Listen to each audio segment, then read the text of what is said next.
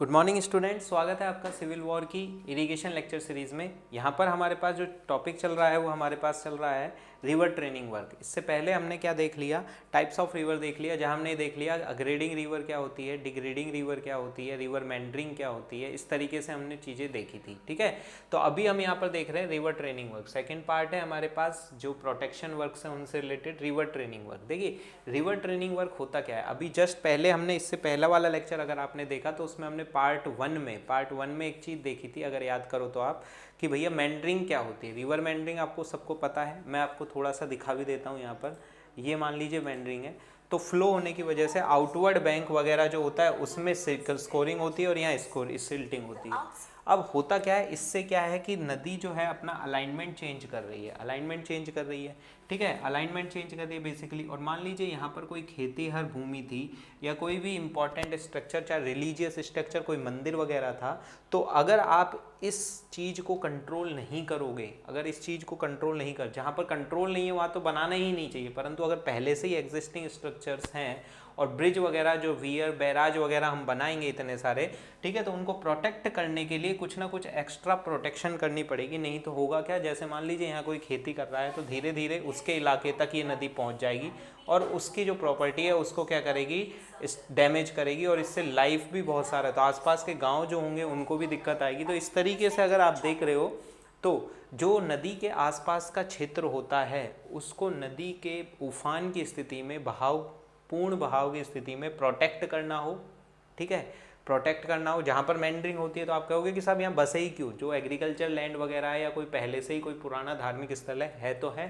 ठीक है, कोई पावर प्लांट है या फिर हमने कोई ब्रिज वगैरह बनाया है, तो उन सबको हमारे पास क्या करना पड़ेगा, प्रोटेक्ट करने के लिए कुछ ना कुछ ऐसे तामझाम लगाने पड़ते हैं, कुछ इस तरीके के कंस्ट्रक्शन करने पड़ते हैं जो कि कंस्ट्रक्शन करने से रिवर को कंट्रोल में रखते हैं, ठीक है, रिवर की कंट्रोल में रखते हैं, जिससे वो इधर उधर या फिर विड्थ वगैरह या स्लोप वगैरह को चेंज नहीं करें।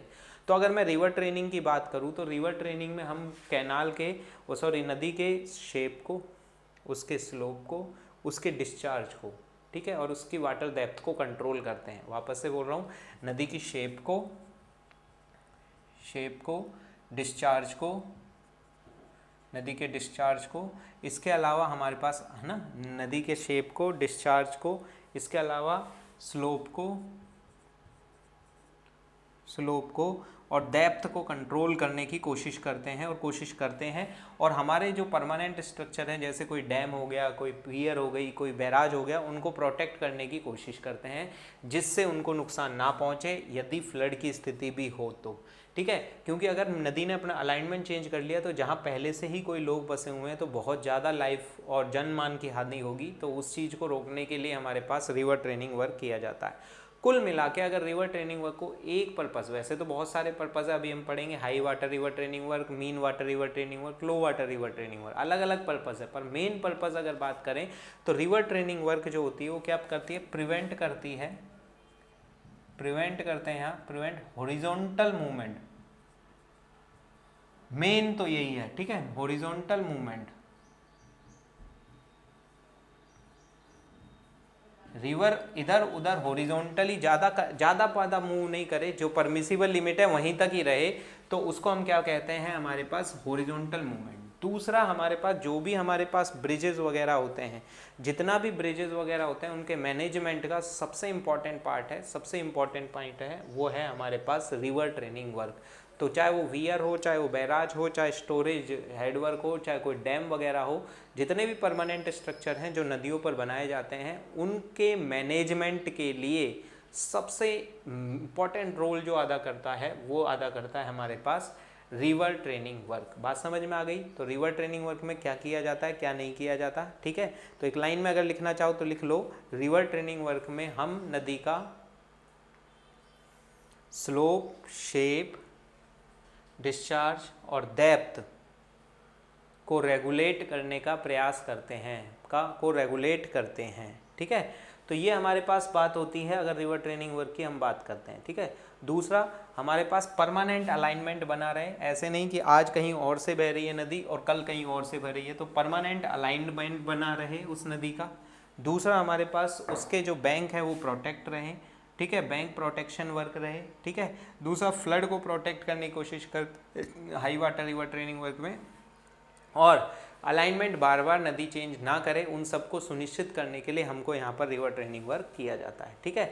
अगर थ्योरेटिकली करें सर ये तो हमने पढ़ लिया, चलो हमको पता लग गया, तो मेन पर्पस जो है आपको ये नोट्स नीचे मिल जाएंगे पीडीएफ्स नोट्स में आपके पास। तो मेन पर्पस क्या होता है, मेन पर्पस होता है हमारे पास इधर उधर ना जाए, इधर उधर हमारे पास नदी इधर उधर कहीं ना भटके जिसकी वजह से दिक्कत ना हो। दूसरा, नदी का जो हमारे पास डेप्थ है, मिनिमम डेप्थ है वो बनी रहे, मिनिमम डेप्थ है नदी में वो बनी रहे, जिससे अगर नेविगेशन पर्पस के लिए, इधर उधर ट्रांसपोर्टेशन पर्पस के लिए नदी को यूज़ किया जाता है तो वो प्रॉपर तरीके से किया जा सके।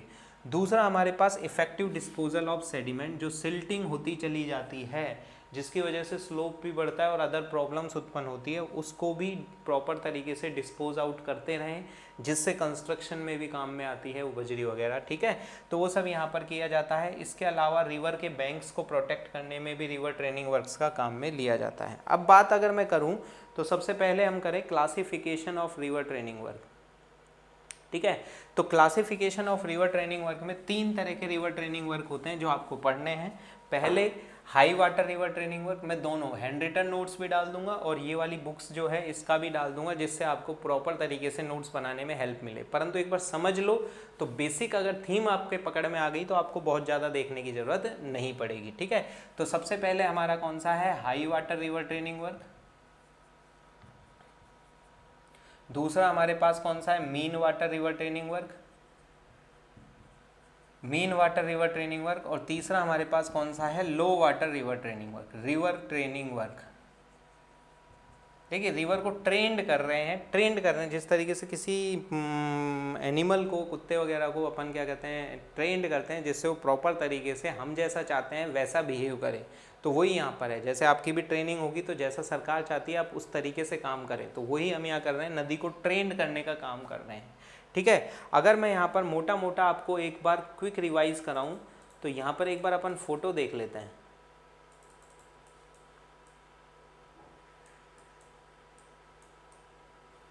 देखो, जैसे मान लीजिए यहाँ पर ये कोई नदी है, कोई नदी थी, तो उससे पहले क्या हुआ, देखो नदी बहुत चौड़ी थी। देखिए यहाँ पर ये नदी है, ये नदी है, तो इससे रिलेटेड ये टी हेडेड ग्रोनीज बनाए गए हैं, टी हेडेड ग्रोनीज बनाए गए हैं जो कि डिफ्लेक्टिंग ग्रोनी का काम करते हैं, जो कि नदी को करते हैं। नदी बहुत चौड़ी है, देखो नदी बहुत चौड़ी थी, ठीक है, परंतु उसको डिफ्लेक्ट कर करके धक्का दे दे के ग्रोनीज, अभी हम देखेंगे, ये लो वाटर रिवर ट्रेनिंग वर्क का उदाहरण है एक, ठीक है। और सबसे ज़्यादा यूज़ होने वाला, मोस्ट वाइडली यूज़ होने वाला, इनको स्पर्स भी बोलते हैं, ग्रोनीज या स्पर्स भी बोलते हैं। तो हमने क्या की, जो चौड़ी नदी है उसको धक्का दे दे के ग्रोनीज की मदद से सिकोड़ने का प्रयास किया, ठीक है। दूसरा, हमारे पास ऐसी जगह पर हम नहीं बनाएंगे जहाँ पर हमारे पास सीधी नदी ना हो, नहीं तो मेंडरिंग की समस्या होगी, आप रोक भी नहीं पाओगे, ठीक है।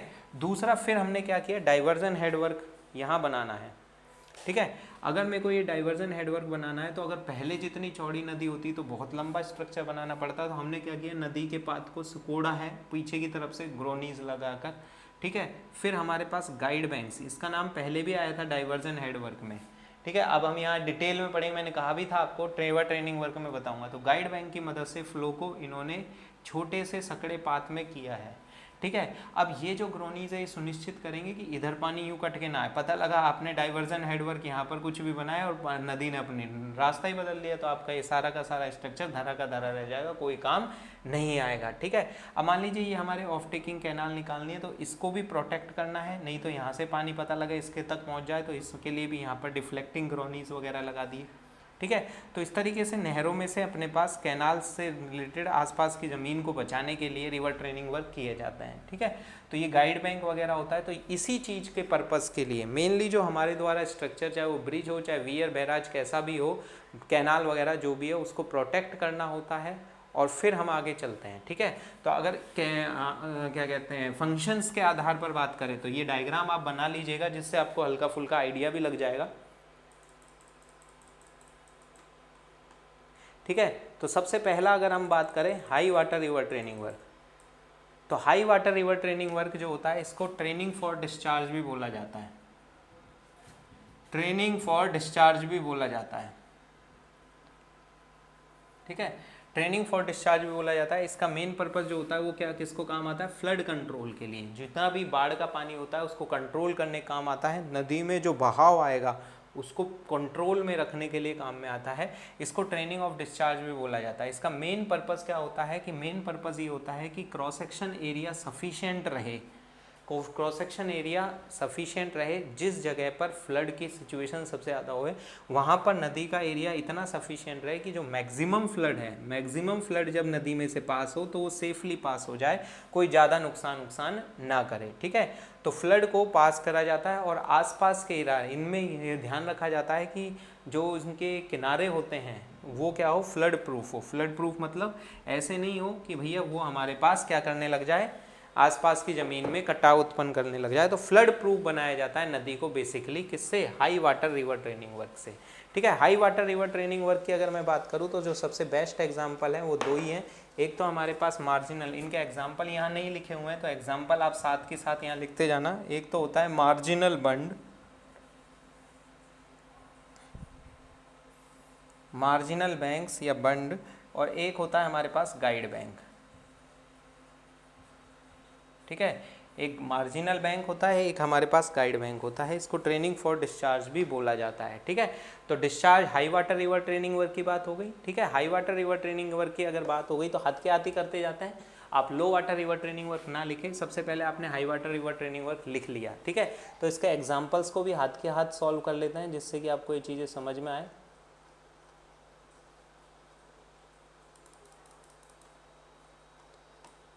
ठीक है, तो सबसे पहला है मार्जिनल बैंक्स या एम्बैकमेंट्स, या इनको लीव्स भी बोला जाता है। आपको दिख रहा होगा ये हमारे पास लीव्स, या इनको ही बोलते हैं मार्जिनल एम्बैकमेंट। देखिए बेसिकली कर क्या रहे हैं, उतार लिया ना आपने ये, तो हम एक एक करके पढ़ते ही जा रहे हैं हाथ के हाथ, जिससे कि आपको ज़्यादा दिक्कत ना हो और समझने में भी आसानी हो। नहीं तो बुक के नोट्स हो जाएंगे तो आपको ऐसा लगेगा साहब ये तो बुक में भी लिखा हुआ था, हम वहाँ से भी पढ़ लेते हैं। ठीक है, तो आप नोट्स प्रॉपर बनाएं जिससे कि आपको दिक्कत ना आए परीक्षा में। ठीक है, तो हमारे पास सबसे पहले लीव्स के बारे में, मार्जिनल बैंक्स के बारे में अगर देखें तो इसमें किया क्या जाता है। देखिए मार्जिनल बैंक को अगर हम एलिवेशन पॉइंट ऑफ व्यू देखें तो ये हमारे पास मान लो कोई नदी है, मेरे साथ साथ बनाते सकते हो आप। ये मान लीजिए कोई नदी है, तो ये नदी है तो नॉर्मल स्थिति में तो कोई दिक्कत ही नहीं है, परंतु जब नदी अपने पूर्ण बहाव पर मैक्सिमम फ्लड लेवल पर होती है तो ये उफान मारेगी तो फैलने का कोशिश करेगी इस जगह पर। हमने ये डिसाइड कर लिया हाइड्रोलॉजी, ग्राउंड वाटर हाइड्रोलॉजी से कि भैया यहाँ पर ये फ्लडेड नदी के रूप में बहेगी। तो हमने क्या किया, इसके दोनों तरफ इस तरीके से मार्जिनल एम्बैकमेंट या लीव्स या मार्जिनल बैंक्स, कुछ भी आप बोलो, वो बना दिए। ठीक है, परंतु नदी का बहाव इसको काटे ना, लिए यहाँ पर क्या किया है, स्टोन पिचिंग बना दिए। बड़े बड़े स्टोन पिचिंग होती है, ये भी एप्रॉन जो बना दिया ये भी स्टोन पिचिंग है। ये स्टोन पिचिंग एप्रॉन है जो कि बड़े बड़े पत्थर हैं जो कि फ्लो को बिखेर देते हैं। आपने देखा होगा ना समुद्रों में, नदी पिक्चरों में दिखाते हैं कि मुंबई के बीच पर बैठे हैं तो बड़े बड़े पत्थर, चाहे वो कंक्रीट के ब्लॉक हो चाहे हमारे पास नेचुरल ब्लॉक हो, जिससे क्या होता है किसी पत्थर से जब कोई लहर टकराती है, कोई पानी की लहर टकराती है तो बिखर जाती है, और बिखरने के बाद उसका उतना प्रेशर नहीं रह पाता जितना वो संयुक्त रूप से पानी एकदम आ रहा था ना। तो स्टोन एप्रॉन बना देते हैं और इस दर जो होती है ये स्लोप पर क्या किया जाता है, स्टोन पिचिंग कर दी जाती है। स्टोन पिचिंग कर दी जाती है। अगर ये मैं देखूँ तो एलिवेशन तो आपको इस तरीके से दिखेगा। ठीक है, इनको मार्जिनल बंड भी कहा जाता है।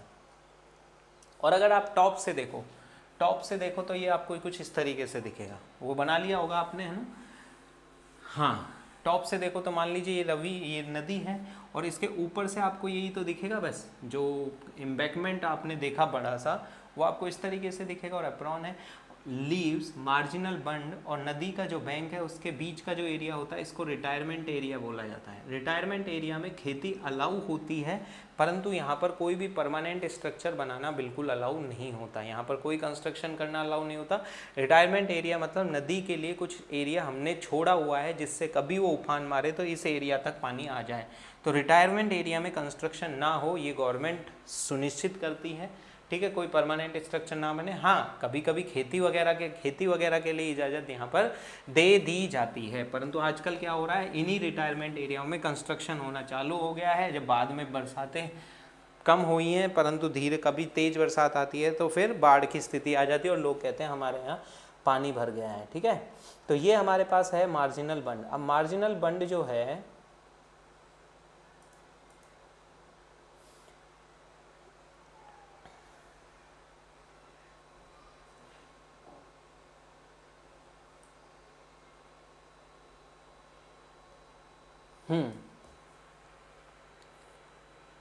कहाँ गया, हाँ, मार्जिनल बंड का जो आपने एक हिस्सा देखा ना, ये मान लीजिए नदी है, ये नदी है और ये नदी के ऊपर इस तरीके से जो मार्जिनल बंड आपने देखा, तो इसका जो स्पेसिफिकेशन, जिस साइड में नदी होती है, जिस साइड में नदी होती है उस साइड में स्टोन पिचिंग होती है और स्लोप होता है वो इसको ऐसे लिखो 1 वर्टिकल S/2 2.5 हॉरिजॉन्टल।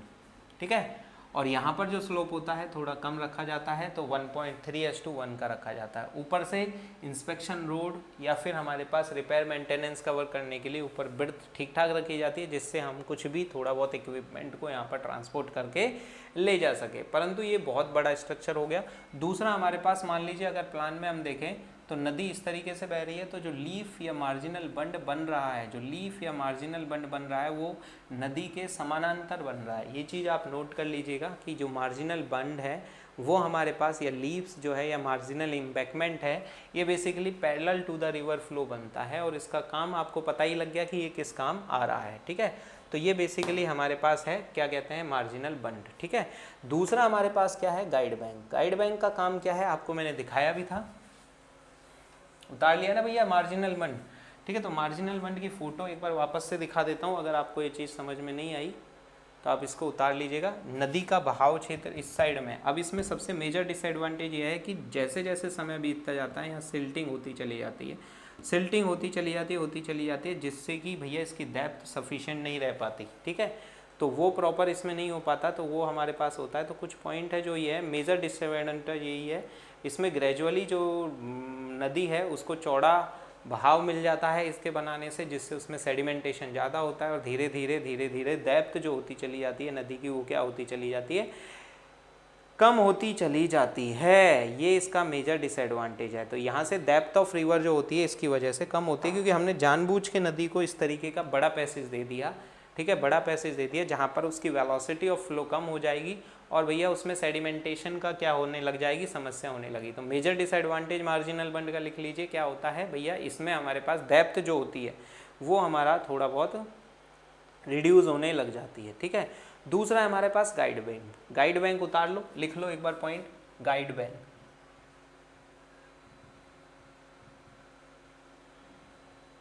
देखिए गाइड बैंक नाम से ही पता लग रहा है, इसको बेल्ट बंड के नाम से भी जाना जाता है। ये भी हमारे पास पैरेलल लगता है, ये भी हमारे पास पैरेलल लगता है। इसमें होता क्या है ये देख लीजिए, होता क्या है ये एक बार देख लीजिए। इनका काम एफ्लक्स कंट्रोल करने के काम में आता है जब पानी बहता है। मैंने आपको बताया भी था, वियर जो होती है उसमें बड़ा एफ्लक्स बनता है और जबकि बैराज होती है उनमें स्मॉल एफ्लक्स बनता है। एफ्लक्स बोले तो आप ऐसे समझ लीजिए जैसे कि कोई पानी का फैलना। ठीक है, पानी का एकदम से फैलना जो होता है उसको हम बोलते हैं एफ्लक्स। ठीक है, तो ये देखिए जैसे ये लीव्स हैं, ये लीव्स हैं, तो ये आपके पास जो मार्जिनल बंड, इससे पहले ये गाइडेड बैंक की बात नहीं हो रही, तो ये कोई नदी है। अब इस तरफ हमको कुछ भी रोकना है तो ये इस तरीके से स्टोन पिचिंग कर दी गई है। ठीक है, 1:2.5 का स्लोप है और दूसरी तरफ 1:3 का स्लोप है। ये इंस्पेक्शन रोड पर इंस्पेक्शन हो रहा है और ये स्टोन पिचिंग इसके ऊपर कर दी गई है, जिससे स्टोन की वजह से पानी बिखर जाए और वो कटाव पैदा ना करे। ठीक है, तो ये फोटो है आपके पास मार्जिनल बैंक की, एक तरफ से आपको दिखाया गया है। दूसरा गाइडेड बैंक। गाइडेड बैंक आपको दिख रहा है कि क्या होता है गाइडेड बैंक, जो ब्रिज होता है हमारा, जो मेन ब्रिज होता है, ब्रिज स्ट्रक्चर होता है, वो बहुत महंगा स्ट्रक्चर होता है। अगर उसकी लंबाई बढ़ती है कुछ मीटर ही तो करोड़ों रुपए का इन्वेस्टमेंट एक्स्ट्रा बढ़ जाता है। इसका मतलब ब्रिज की लंबाई जितनी छोटी हो, एज सच एज पॉसिबल, जितनी भी छोटी हम कर सकते हैं वो करें। तो उसके लिए क्या किया जाता है, पानी के बहाव को सुकोड़ा जाता है गाइड बैंक के द्वारा, गाइडेड बैंक के द्वारा सुकोड़ा जाता है। ठीक है, गाइडेड बैंक की जो लंबाई होती है वो डाउन स्ट्रीम साइड में कम होती है और अप स्ट्रीम साइड में ज़्यादा होती है, अप स्ट्रीम साइड में ज़्यादा होती है। ये एक हल्का सा स्पेसिफिकेशन लिख लीजिए आप। अगर हमारे पास लेंथ ऑफ ब्रिज कितनी है, L है, तो भैया जो हमारे पास गाइडेड बैंक की अप स्ट्रीम साइड में लेंथ होगी वो 1.1 L होगी ब्रिज की लंबाई की, और भैया इस तरफ जो होती है वो 1/5 ऑफ लेंथ होती है।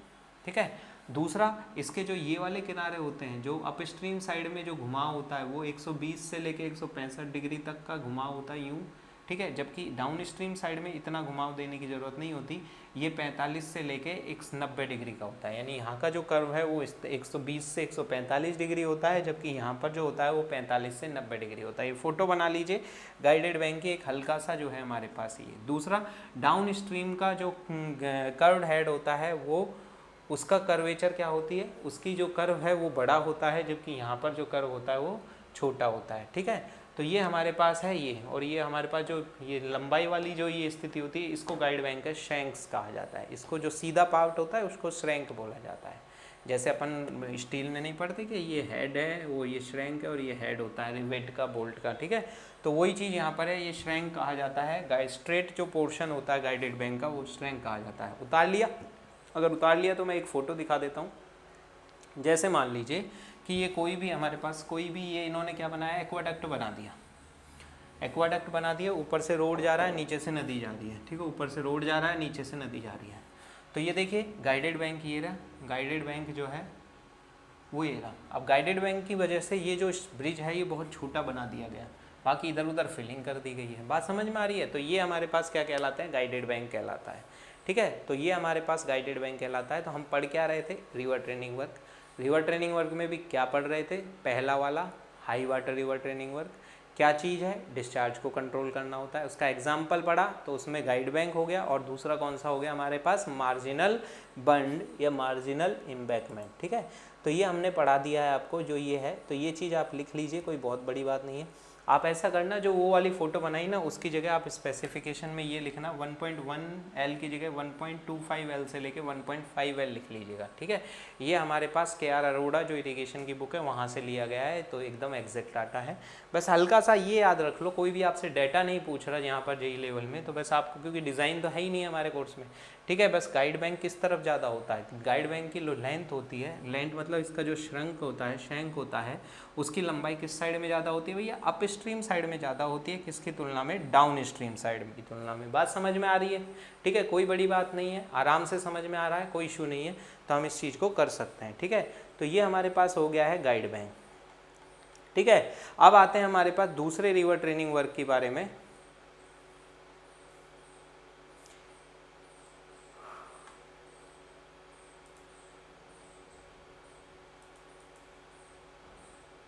Low water river training work, ठीक है। तो सेकंड डाल दीजिए हमारे पास कौन सा है, low water river training work. Second heading डाल दीजिए low water river training work.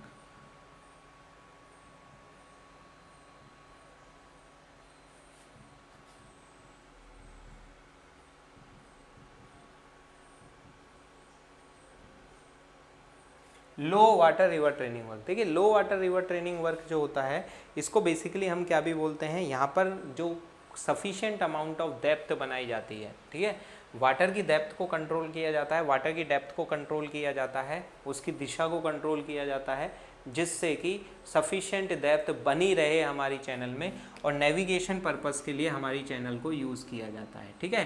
तो इसका मेन पर्पस तो क्या है, main purpose to provide sufficient water depth in navigation channel during a low water period, ठीक है। दूसरा हमारे पास क्या होता है, इसमें क्या किया जाता है, कोशिश ये की जाती है कि नदी चौड़ी ना हो, क्योंकि देखिए अगर नदी सकड़ी होगी तो अपने आप उसमें वाटर की डेप्थ ज़्यादा होगी, अगर नदी चौड़ी हो जाएगी तो उसमें वाटर डेप्थ कम हो जाएगी, ठीक है। तो यहाँ पर हमारे पास मेन जो फोकस हमारा रहता है, मेन फोकस क्या रहता है नदी का, वो हम करते हैं by concentrating the width of channel. यहाँ पर हम ग्रोनीज की मदद से या बेंडलिंग की मदद से हम नदी की जो लंबाई है, वो चौड़ाई जो है उसको हम कंट्रोल कर कर सुकड़ा करने की कोशिश करते हैं, जिससे कि वाटर डेप्थ बढ़े आए। बात समझ में आ रही है, ठीक है। तो लो वाटर रिवर ट्रेनिंग में हमारा मेन पर्सन बिर्थ पर फोकस होता है, और सबसे ज़्यादा अगर रिवर ट्रेनिंग वर्क की ज़रूरत पड़ती है, सबसे नंबर ऑफ में, जैसे कहते हैं संख्या में अगर सबसे ज़्यादा जो रिवर ट्रेनिंग वर्क अपनाया जाता है, नोट डाल के लिख लीजिएगा, मैक्सिमम यूज़, सबसे ज़्यादा जो यूज़ होता है in field, most widely use, river training work है, ठीक है। सबसे ज़्यादा मोस्ट वाइडली सबसे ज़्यादा जो यूज़ किया जाता है रिवर ट्रेनिंग वर्क में वो हमारे पास लो वाटर रिवर ट्रेनिंग वर्क होता है। इसके 2 एग्जाम्पल लिख लो यहीं के साथ साथ। इसको ट्रेनिंग फॉर डेप्थ भी बोला जाता है, दिख रहा होगा आपको स्क्रीन पर, ठीक है। इसको ट्रेनिंग फॉर डेप्थ भी बोला जाता है, low water river training work. अगर मैं इसके एग्जाम्पल की बात करूँ तो एग्जाम्पल लिख लीजिए यहाँ पर। एक तो हमारे पास होता है ग्रोनीज, इनको स्पर भी बोला जाता है, और दूसरा हमारे पास कौन सा होता है, बेंडलिंग। देखिए बेंडलिंग जो होता है, बेंडलिंग वर्क जो होता है ये बेटा ये क्या होता है, टेम्परेरी होता है। ये हमारे पास होता है टेम्परेरी, और ये बेसिकली हमारे पास होता है परमानेंट, ठीक है। तो ग्रोनीज जो रिस्पर्स होते हैं ये परमानेंट वर्क होते हैं, परमानेंट स्ट्रक्चर होते हैं, जबकि बेंडलिंग जो होती है आफ्टर फ्लड, पहले नहीं आफ्टर फ्लड, फ्लड से बाद में बनाए जाते हैं। तो मैं आपको पहले बेंडलिंग ही समझा दूं, बेंडलिंग ही समझा दूं क्योंकि छोटा सा है, फिर हम ग्रोनीज पे आएंगे क्योंकि हमारा मेन पिक्चर का हीरो भी यही है। ज़्यादातर ऑब्जेक्टिव आप देखोगे तो ग्रोनीज से रिलेटेड देखेंगे। इसमें इनके क्लासिफिकेशन की भी बात करेंगे, इनका फंक्शन के आधार पर क्या होता है, अट्रैक्टिंग क्या होता है, डिफ्लेक्टिंग ग्रोनी क्या होता है, रिपेलिंग ग्रोनी वगैरह वगैरह, ठीक है। ये सब चीज़ हम यहाँ पर देखेंगे, कोई दिक्कत वाली बात नहीं है। परंतु ग्रोनीज से पहले हमारे पास सबसे पहले, ये नोट्सों में नहीं है, मैं आपको यहीं लिखा रहा हूँ, तो आप मेरे साथ साथ लिख लीजिए यहीं पर ही, जिससे हम आगे बात करें। तो सबसे पहला आपके पास लिख लीजिए बेंडलिंग वर्क। देखिए बेंडलिंग होती क्या है, बेंडलिंग एक तो कब यूज़ होती है, मैंने एक तो बता ही दिया आपको, आफ्टर फ्लड यूज़ किया जाता है, ठीक है। ये मिटा रहा हूँ, लिख लो एक बार, ये फ्लड के बाद यूज़ किया जाता है। ट्रेनिंग फॉर डेप्थ का ही एक एग्जाम्पल है, ठीक है। इसमें होता क्या है, मान लीजिए ये हमारे पास नदी थी, अब किसी भी वजह से मान लीजिए फ्लड के बाद ये नदी की चौड़ाई ये हो गई, ठीक है। पहले परमानेंट नदी की ये चौड़ाई थी, तो इसमें ठीक ठाक डेप्थ भी चलती थी, पर फ्लड की वजह से, फ्लड आने की वजह से क्या हुआ, नदी हो गई है चौड़ी। अब नदी हो गई है चौड़ी, तो अब नदी का पानी इधर उधर बिखर रहा है, तो यहाँ डेप्थ ऑब्वियसली कम हो गई है, ठीक है। जब हमारे पास ऐसा कहें हम, जब बरसात बंद हो गई है तो उस समय इसमें डेप्थ भी कम हो जाएगी, ठीक है। तो जो ये बह रहा है पानी, इधर उधर जो पानी बह रहा है, उसको क्या करते हैं, उसको किसी ना किसी डाइक की मदद से, बेंडल की मदद से, बेंडल आप ऐसे समझो कि ये एक तरीके की, इस तरीके से एक शीट्स होती हैं लकड़ी की या फिर ये, और इनको इस तरीके, जैसे अपन नहीं करते किसी को रोकना हो तो बैरिकेटिंग लगा देते हैं। तो बेंडलिंग एक तरीके की बैरिकेटिंग है जिनमें आर पार पानी नहीं जा सकता, ठीक है। और इनको खड़ा रख दिया जाता है, इस तरीके से खड़ा रख दिया जाता है, तो पानी इस पर टक्कर मारेगा, पानी इसमें टक्कर मारेगा, पार तो कर नहीं सकता, तो पानी रास्ता बनाने के लिए इधर जाएगा। फिर दूसरी बेंडलिंग लगा दी जाती है, तो पानी फिर यूँ आया, टक्कर मारा, फिर बेंडलिंग लगा दी। इससे पानी को पुचकार पुचकार के और कहा कि भैया जो तू फैल गया है पानी इधर उधर, वो वापस से बेंडल लगाकर क्या कर दिया गया है, वापस से हमारे पास कहाँ पर, ऑब्स्ट्रक्शन लगाकर, रास्ते में ऑब्स्ट्रक्शन लगाकर मेन नदी में ही उसका पानी डाइवर्ट कर दिया जाता है, ठीक है। तो ये हमारे पास बेंडलिंग वर्क होता है, ये हमारा बेंडलिंग वर्क होता है जो आपको समझ में आना चाहिए, ठीक है। तो बेंडलिंग वर्क किस तरीके से काम कर रहा है आपको दिख रहा है, ठीक है। तो ये आपको समझ में आना चाहिए। तो ये बेंडलिंग वर्क हो गया है, ठीक है, और चला जाएगा नदी में पानी, दैट्स इट, और कुछ भी नहीं है यहाँ पर, ठीक है। तो ये हमारे पास बेंडलिंग वर्क होता है। इनकी हाइट जो होती है, बेंडल्स की जो ये हाइट होती है, ये 3 to 6 मीटर तक भी होती है, और आफ्टर फ्लड ही यूज़ किया जा सकता है, बिफोर फ्लड इनका कोई काम नहीं है, क्योंकि हमें नहीं पता कि कहाँ तक कैसे होगा और किस तरीके से डाइवर्ट करना होगा। बना लिया, ठीक है। अब हम दूसरा पढ़ रहे हैं इसी में, लो वाटर रिवर ट्रेनिंग वर्क में ग्रोनीज के बारे में। ग्रोनीज जिनको स्पर भी बोला जाता है, इनके क्लासिफिकेशन देख लेते हैं पहले ये, ठीक है। तो ये तो हो गया हमारे पास बेंडलिंग।